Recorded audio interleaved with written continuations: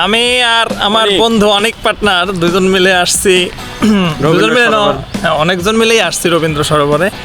তো ইফতারের একটা দাওয়াত আছে, সবাই মিলে ইফতারের দাওয়াত না, আসলে আমরা আয়োজন করতেছি, তাই না? এতদিন পরে আসলাম ঘোরার দিন, ভাবলাম রবীন্দ্র সরোবর অনেক উন্নত হয়ে গেছে। ও বাবা, আগের থেকে মনে হচ্ছে একেবারে ভয়ঙ্কর ভগ্নদশা। সেই চাকচিক্য উজ্জ্বল কিছুই নেই, মনে হচ্ছে আরো মলিন হয়ে গেছে সেই গণভবনের মতো। হ্যাঁ পার্টনার,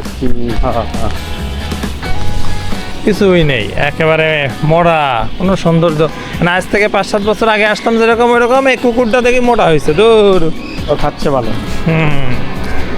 আগে 5-7 বছর আগে যেরকম আসতাম এখনও সেরকমই আছে। ঠিক আছে, আমরা রেস্টুরেন্টে পৌঁছায় বাকিটুকু দেখাবো কি কি খাইলাম, কি কি করলাম।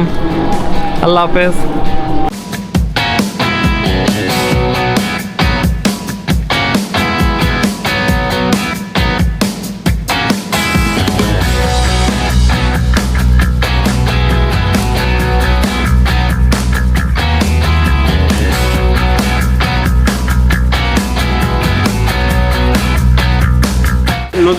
এই তো আমার বন্ধু হাসনাত আছে, আলম আছে, ভাবি আছে, এই যে অনেক চন্দ্র দাস আছে। বাহ, সবাই মিলে আমরা চলে আসছি আমরা ইফতার করতে।